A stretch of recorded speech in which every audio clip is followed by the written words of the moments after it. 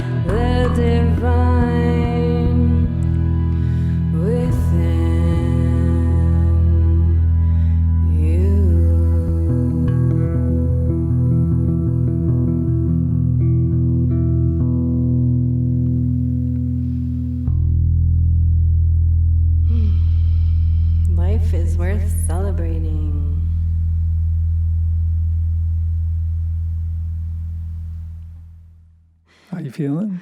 I just got a couple frogs in my throat. You think it's the vid? No.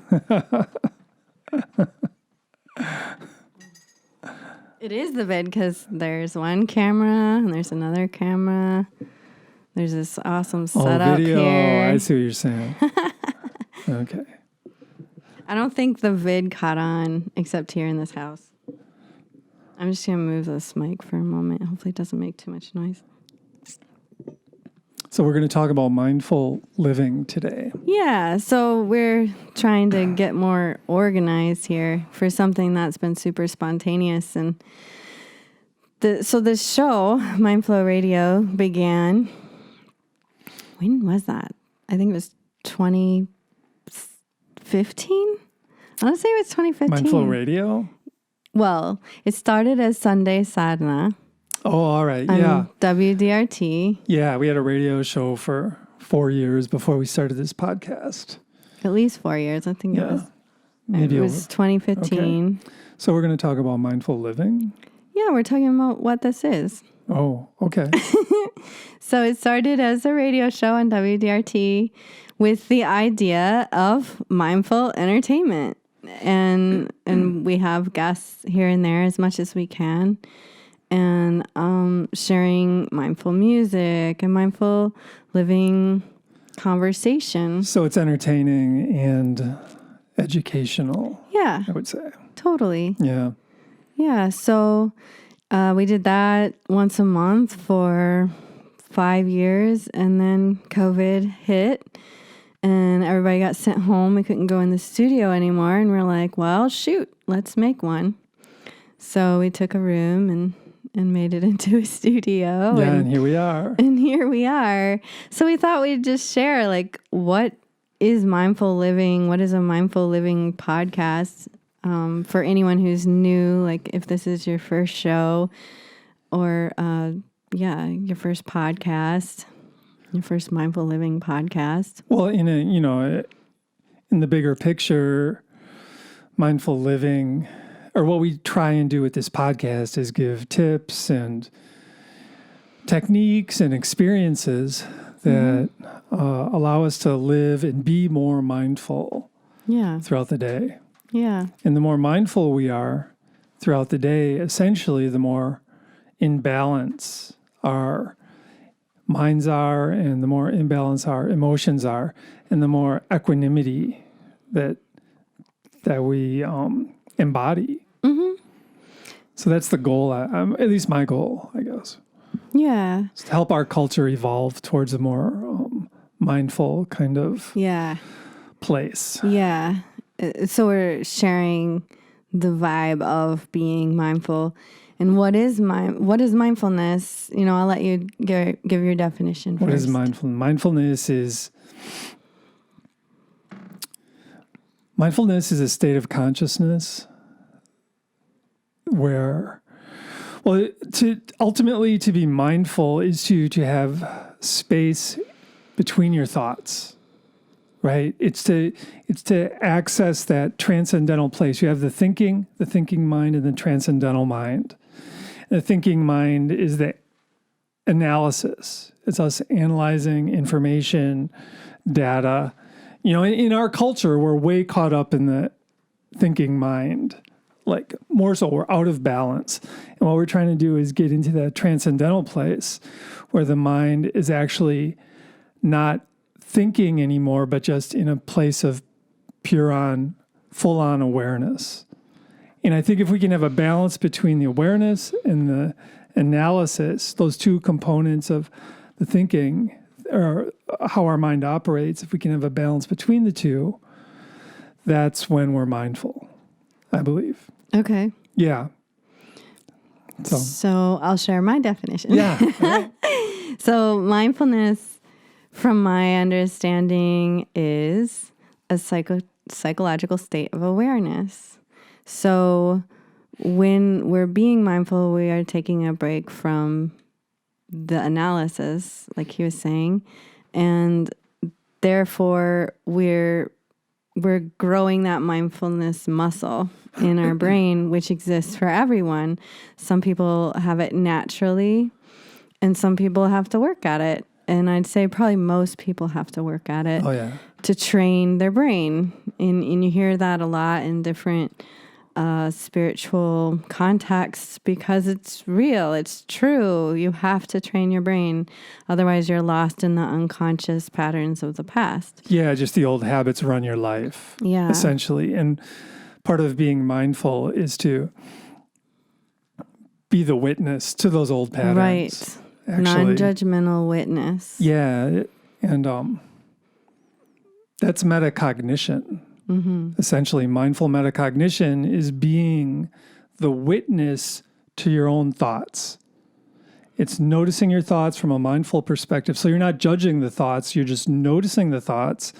And then when the thoughts don't serve you, perhaps you're overthinking, you're caught up in rumination, perhaps you're caught up in negative thinking.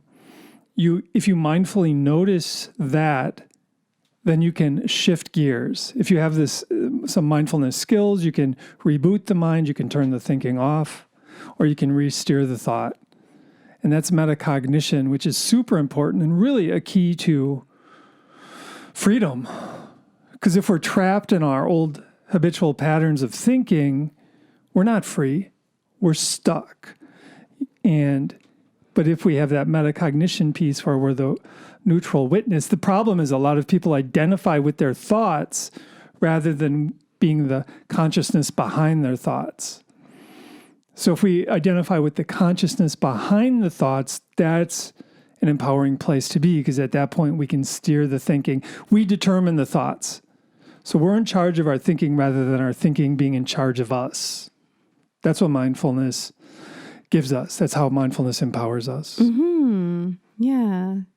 Yeah, so mindful living is the practice and art of bringing this into daily life. We work with people in person, on Zoom, on phones. We work with people to initiate practices that will help them in their own mindful living. And here we share mindful living with you. Yeah. So mindful living is, like I said before, it's for some people it's super natural and they just, lucked out, got the luck of the draw of souls and all that and are mindful naturally. But for a lot of us, we need to work it into our day. And for me, that also means how I'm entertained, what media I'm putting into my brain. It's all about who I talk to. How do I talk with them? What language do I use? How do I talk to myself? Yeah, that's a big one. What media am I ingesting? Yeah. What am I reading? What am I seeing? What am I listening to? The mental diet. Yeah. And that's super big for mindful living. What do you do that you go, gee, I should stop doing that because it really interrupts my peace, So mindful living is peaceful for the most part. Yeah. It's also just this great, like Monte was saying, the metacognition piece is really huge, to be able to go, gee, I'm being judgmental. And without continuing the judgment, right? Right. To stop and go, oh, okay, I'm being judgmental. I'm getting upset. Yeah. And there's ways about this metacognition that I've been finding really cool. And I know it's from my understanding more of the Buddhist take on it, where you go, I feel anxiety, my heart is racing, my shoulders are tense, my tummy is twirling, I'm scared, I think I'll be okay, I'm taking a deep breath now. I think it's called stream of consciousness, or I can't actually remember. Tara Brach is someone I've been listening to lately, and she talks about this a lot. And Gabor Monte also talks about this in Compassionate Inquiry. And I don't know if he's into Buddhism or not, but I hear that realm of being the witness where for somebody who experiences fight, flight, freeze a lot, to to be able to witness that would mean that you can witness your triggers. You witness what the trigger does in your body, how it feels. You witness how do you recover from that. You witness the mindful tricks that you put to work to interrupt the pattern. Yeah. And in doing so, you're physically rewiring your brain. Mm-hmm. So that's like proof that there's like a shift going on. Mm-hmm. That's one of the cool things of science, right? Yeah, right. Is this is a super ancient technique, like as old as people are, right? But now we have modern science, and they finally decided to study this stuff over the last 25, 30 years. And what was like totally woo-woo is now proven. Yeah, and the exciting part is that we're at this place in history where we can consciously rewire our brains. Mm-hmm. We can consciously change the structure of our brains. Yeah, which is evolving. Mm-hmm. Frontal lobe actually gets thicker through this practice, through these practices. Yeah. You know, and I should mention too that the way we work with mindfulness is we believe in mindfulness on the fly. In other words, using these skills just throughout the day as much as possible, you know, and developing that being in the place of the metacognition just throughout the day as much as possible. As much as possible. Yeah, right. And not being too hard on ourselves. Right. You know, when we're not there. But noticing, you know, I mean, how many people in our culture engage in negative self-talk and they don't even hardly notice it because it's so usual. Deep. It's been happening for years and years and years. So they just don't, it's just part of life. And that doesn't have to be that way. We can shift out of that, and we can feel better, and we can have more love in our hearts for ourselves. Yeah, which is really step one. Yeah, I mean, it's a hard step one. I guess for me, I would say step one is noticing. Oh yeah, okay. You know. Acknowledging, witnessing, the metacognition piece is really a step one for me. Yeah. And the way that I work with myself and others. And I feel that step two is adopting and adapting with some mindful practices. Yeah. And there are so many. There's so many different ways to meditate. There's so many different movements to work with. There's different focuses, breath, posture, all of these. Yeah.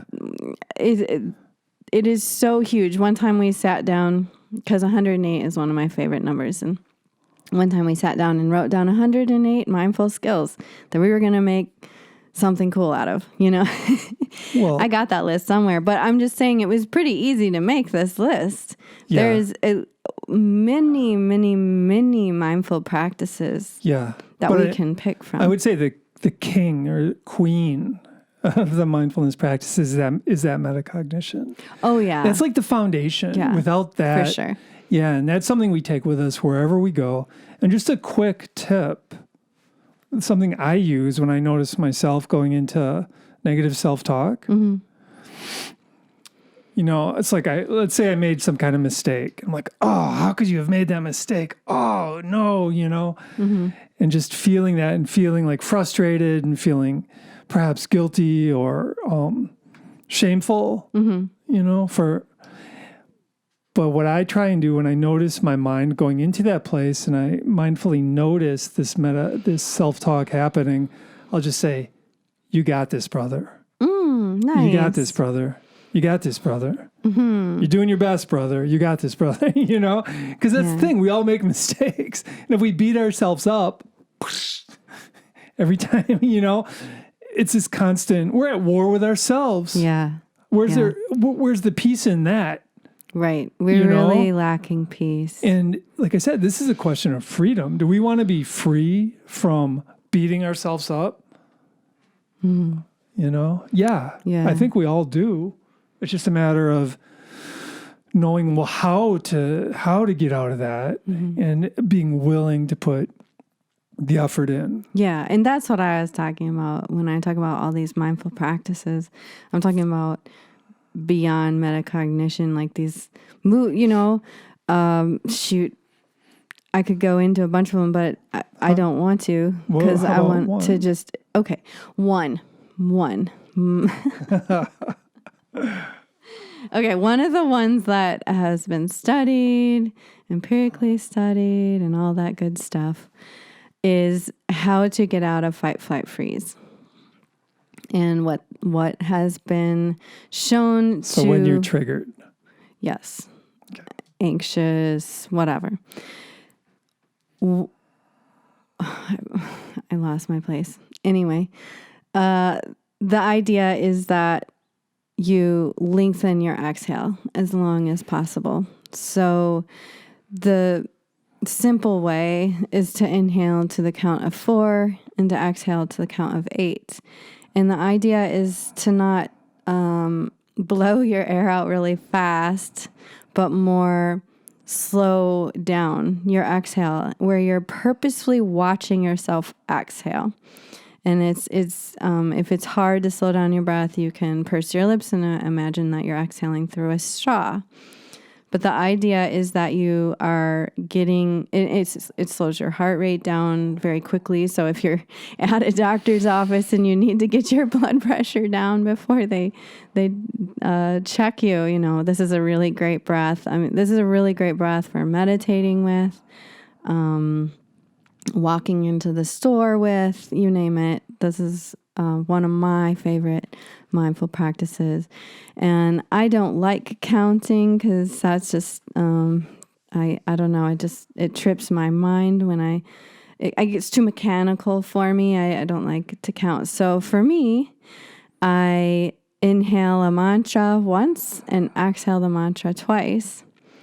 And for simplicity's sake, I'll share with you the most potent mantra, which is Om Tat Sat. So it's pretty hard to chant out loud while you inhale. So I'm not going to. But as I inhale in my mind, I'm saying Om Tat Sat. And then as I exhale out loud, I'll share with you that speed. Om Tat Sat, Om Tat Sat. When you're working with this one on your own, you want to imagine that you are equally saying Om Tat Sat in and equally out twice, if that makes sense. So we'll just give it a couple breaths and try it out. How's that sound? Okay. So inhale. Om Tat Sat. Om Tat Sat. Inhale. Om Tat Sat. Om Tat Sat. Inhale. Om Tat Sat. Om Tat Sat. Om Tat Sat. Om Tat Sat. We'll do one more breath. Om Tat Sat. Om Tat Sat. And if you just did that with us, just notice how you feel. You might feel more content, more at peace, more at ease in your body. You may have felt some parts of you relax. So that's one of my favorite. So when I was talking about practices, I encourage that you pick a practice for the morning and a practice for the evening. And then you do your best to weave them into your day as well. But to have the bookends of the morning and the evening, and like I said before, there's many, many, many to choose from. What's your favorite? My favorite practice, in the morning I do Tai Chi every morning, but I try and take that Tai Chi postural awareness with me throughout the day. And I think that's one of my, And that's been empirically proven too, that good posture translates into confidence in a clearer state of consciousness. So postural awareness is a big deal, I believe. And it's something, like I said, I try and, when I'm walking around town, I try and have my heart forward. Try and imagine my heart's kind of lit up, my head's up, my shoulders are up, back, and down. When I'm standing, my knees are soft. I have navel support, as you call it, as much as possible. But postural awareness is a really cool way for me to just be grounded and centered, and it helps me be more present in the moment. Because the other day, or a few years ago, actually, I was walking down the street and my head was down. I'm just kind of walking with my head down, and I was worried about something that might happen in the future, And then I said to myself, what am I doing? What kind of energy am I putting out into the world? So I brought my head up, I brought my heart forward, and I continued walking, and I just felt so much better, so much more vital, so much more just... I had this knowing, this internal knowing that I was adding some positive energy into the collective energy of the world. That's another way of looking at all these practices. What kind of energy are we emanating?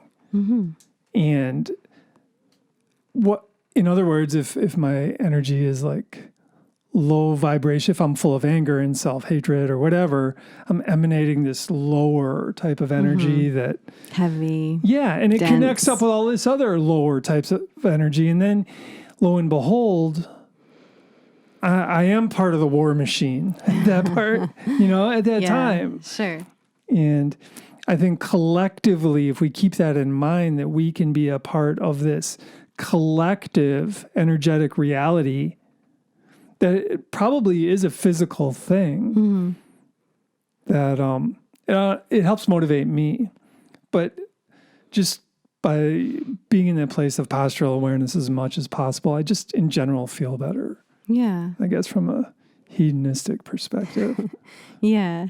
So these are, what he just shared is kind of how you carry it into the day. Yeah. And what I was sharing is one bookend, right? One choice of a bookend, but I'm saying that is so key to start and end your day with mindful awareness. Well, yeah, and your technique too is also a type of technique you can just call in when you need it. When you're feeling triggered, go into a deep exhale along with mantra if you want.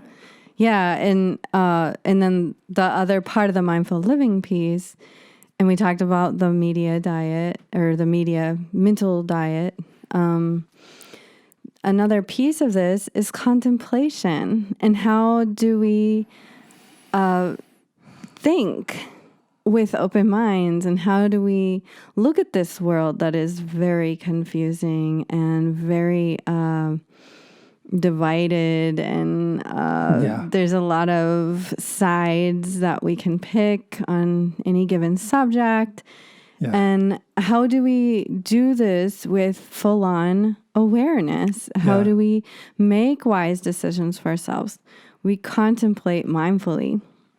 So that's pretty much what this show is about, is us sharing our contemplations and us sharing our mindful living vibe with you.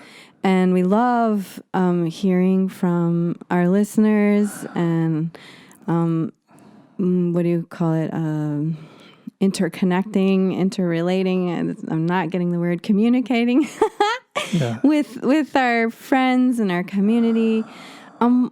What do you want to contemplate? What are you curious about? How is there something that you want to know about that? How do I look at this in a mindful way?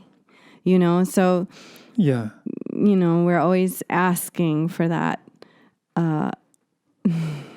feedback. I'm really not pulling the word that I want here. I don't know what it is, but interaction. I remembered.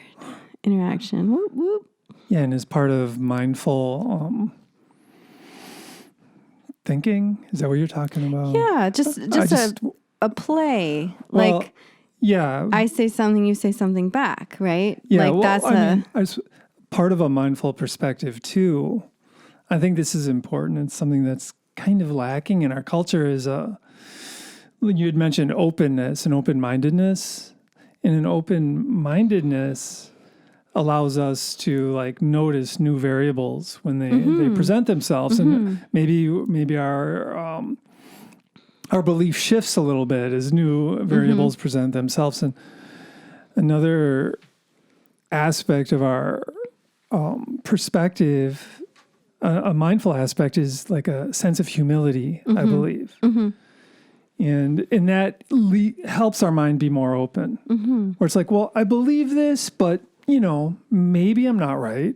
yeah. I know I believe it. And then if new variables come in, now I believe this. I mean, it's not a wishy-washy thing, but it's an open-minded thing and it's being in a place of humility instead of like, I know the answers. And then once you get into that place, it's like when people connect, they believe they are their thoughts, right? So these ideas, your thoughts, turn to be super important if you believe you are them. Yeah, no doubt. And you don't want to like switch your ideas because then you like cease to exist. But if you just don't take your ideas so seriously, it's like, well, I think this is true, but I'm not, most likely it's true. I'm just getting at like developing a level of humility in our thinking. Absolutely. And it is important to have an open mind. And I think it's an important component. Yeah, and I think it's interesting that you say belief, because in my mind, belief is like a pretty deep piece of yourself that sometimes you don't even know what it is. Like how you act to yourself and how you treat others. You may not even know the belief that is steering that ship, But in this kind of living, right, you pick your beliefs and then work towards them. Like if your belief is that love is the answer, right? Like it could be a simple belief that covers a lot of ground, right? Yeah. Love is the answer. That's a beautiful belief. Right. Yeah. And that's like really ancient. And a lot of spiritual and religious texts talk about this, loving the self, loving others. But it can be really hard if you've had a lot of trauma. So picking this belief takes effort. It takes an open mind. It takes being the witness of your thoughts. It takes the practices that book in your day. It takes how you walk through your day. Yeah. Well, what you're saying is it takes willpower. It takes willpower. Absolutely. To like shift your belief if you consciously want to believe that. Yeah. And in the metacognition piece, starting to realize what beliefs are in the way. Yeah, exactly. And so this work, no matter how long you've been doing it, there's always more to learn. There's always more ways of interconnecting with others. There's always more reflection that can be had on those unconscious beliefs that sneak up and bite you in the butt. It's sort of like you're a detective when you're really involved with metacognition. It's like, where does that old habit come from? Right. Where does that old belief come from? And then you can like think about it and try and figure it out and see if it serves you or not. It's like, oh, I guess that old belief doesn't serve me anymore. Right. I'm going to let it go. Right. But then that's where the willpower comes in. Right. Because it's going to keep re-emerging into your consciousness. But when it emerges, if you reboot it or re-steer it consciously, then what you're doing is you're creating new neural connections in your brain till the new belief emerges. And then the new belief is essentially all these new neural highways in your brain. Right. And then it's easy because you've done it. You've done the work. You've created new beliefs that that you've consciously chosen. And that's important too. That's super important, I think, because if you look at the media, you look at Facebook, you have all these people trying to tell you how to believe. And just our culture. Yeah, well, the educational system, the whole thing, it's like, this is what you need to believe. And it's like, wait a minute, I want to choose that for myself. Right. Yeah, and another piece that just popped in my head about that is that these things are just so deeply entwined that it takes a really big level of willpower, like we're talking about, a big level of metacognition, and just being that humility piece, the curiosity piece. Like maybe I'm right, and maybe there's more factors that I don't know yet. Yeah. Maybe they're right. Maybe we're all right, and we're just missing the pieces that weave this all together. Yeah, maybe reality is beyond words and concepts to begin with. Yeah. Perhaps. Yeah. And I know there was more to that thought, but I kind of lost it. That's where scripting comes in, right, Jeremy?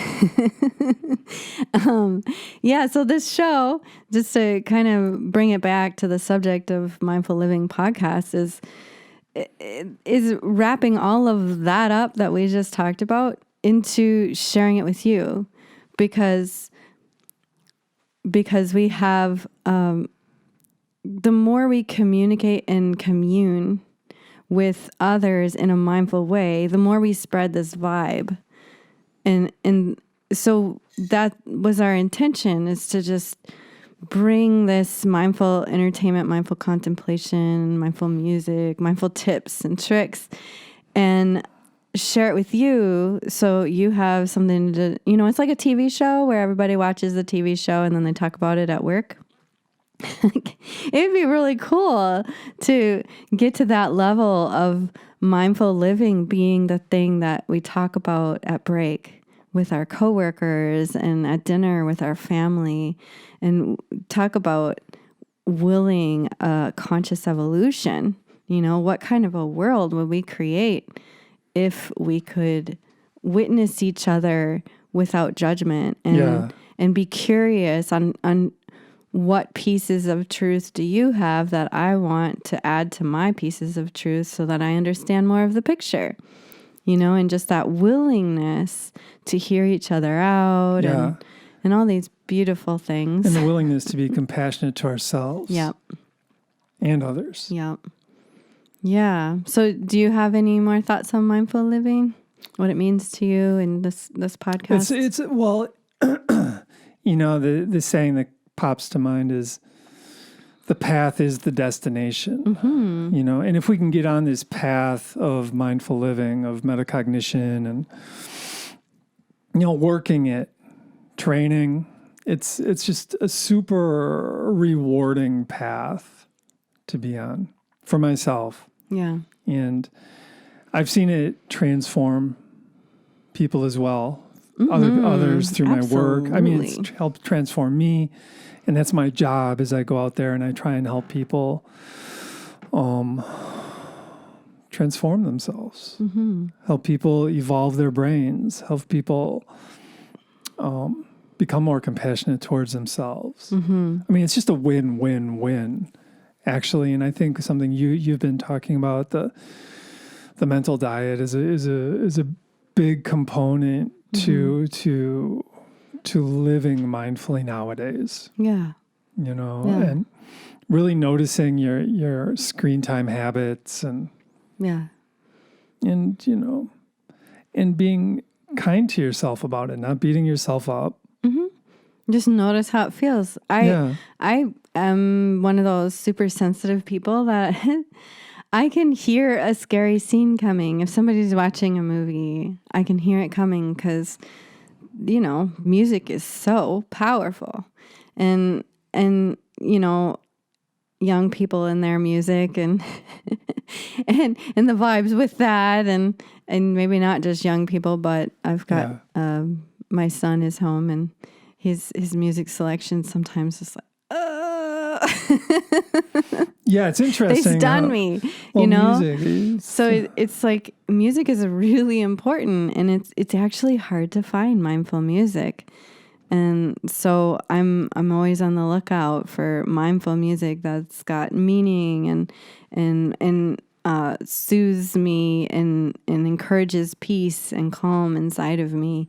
So that's why we sing the songs we do, because they bring me peace. Well, that's essentially why I practice music, is because it shifts the energy inside me. Yeah. And music is cool that way because it is a vibration. Mm-hmm. Technically, you know, the speakers are vibrating and sending these vibrations out into the world. Mm-hmm. Absolutely. So it's very directly a vibration. And when music is... And it's fine to be open-minded to all kinds of music, but notice how it feels in your body. Notice the little pieces. Like, does your nervous system like this? Yeah, notice what messaging is like sinking into your consciousness too. Mm-hmm. I would say that's important. Yeah. Yeah. So it's fine, you know, if it's not actual mindful entertainment, mindfully witness the entertainments that you're engaging in and just notice how does it feel and how did you sleep that night and what kind of dreams did you have, and you know, just all that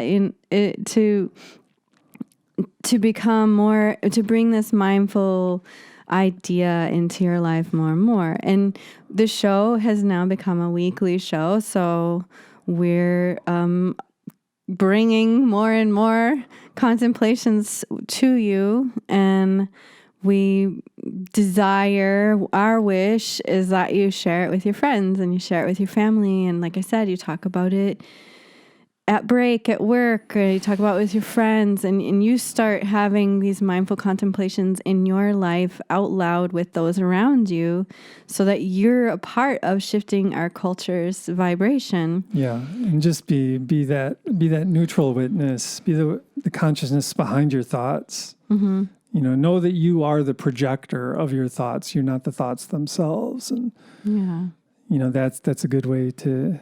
It's like having a conversation with yourself. Oh, and we all do that. You know, we all do that. Notice that self-talk. Yeah, we all do that. I think that's so funny because I talk out loud to myself, maybe too openly sometimes, and you know, sometimes someone will say, you know, you're talking out loud, and I'm like, yeah, I do. I know that I'm talking to myself out loud. And I think they even said something at one point that the most intelligent people do talk to themselves out loud. I think it's because they're not worried about it. Like, they're just like, I'm on my path doing my thing and I'm sorting something out loud. So we all do it. If you notice yourself doing it, that's good. Keep doing it. And I feel that we've shared a lot of specific tips with you today. So I don't know. Do you want to do anything else? No, maybe just review. Yeah. Okay. So we talked about what mindfulness is, and we talked about that the metacognition piece of being the consciousness behind the thoughts and witnessing your thoughts from a mindful perspective. We talked about posture. We talked about mantra and breathing. Mm-hmm. What is that mantra again? Om Tat Sat. And you talked about if you're feeling triggered, inhaling and saying that once, and then exhaling and saying it twice as a way of coming back to equanimity, which is emotional regulation. That's an emotional regulation skill, by the way. So we talked about that. We reviewed the mental diet, self-talk, how important that is. Contemplation. Finding space between the thinking. I feel like there's more. I'm sure. We talked about a lot today. Music. Yep, mindful music, mindful entertainment. Being part of the solution rather than the problem. Self-talk. Yeah, how we talk to ourselves. Yeah, so, and sharing. I think that's a kind of a key here is sharing with our friends is really important. And sometimes they may not know about it and they wish they did. And you could be that person to let someone know that this kind of support is out there. This kind of entertainment is out there. This kind of podcast exists, and they might be looking for it. They might be wishing for something like this. So this could be a real gift that is very easy to share. Yeah, this time can be seen as potentially really valuable if you apply it, if you use it in your day-to-day life. Mm-hmm. Yeah. And back to that community piece, we'd love to hear from you. We would love to hear from you. So this is on YouTube and Facebook, and you can go to our website, www.imi.earth. However you most prefer to communicate, give us a shout. Let us know that you're here with us, and let us know what you want to talk about. Let us know what curiosities you have, or what you're working with. What is your obstacle that you think that we could help sort out with you? So, yeah, and we are all in this together. Yeah. I mean, all of us have issues. All of us have had trauma. Mm-hmm. It's like a continuum. So essentially, we're all in the same boat, and the way the world can potentially evolve is a bunch of us work together consciously on progressing. Mm-hmm. And if you use some of these tips and you find yourself feeling better, we're connected. Yeah. We're connected. Totally. We're like the little neurons that find each other and make a new thread of nerves. Love that. Yeah. All right, y'all. I hope that was worth your time, and we enjoyed sharing with you. And I think I'm feeling pretty complete. Yeah. Are you feeling complete? Yes. All right. We'll be back next week at possibly noon. We'll let you know. And you can always sign up for the newsletter, imi.earth. And I definitely will not be sending you too many emails, because I'm not very good at sending them at all. So I'll do my best. We shoot for once a week. Yeah, I missed this week. So oops. But we have lots of things going on. And Monte has a book if you want to check out some more mindful tips. Yeah, it's a book and a workbook. Mm-hmm. The Mindfulness Handbook, 4th edition. Yeah, so you can get that through the website or on Amazon. Yeah. And yeah, may you find your peace. May you find your calm. May you steer into the mindful present moment and enjoy it. And yeah, my one last tip is, if you feel bored, question that. Is that just what you've learned to call bored? Because it could be a really beautiful moment to just sit and relax.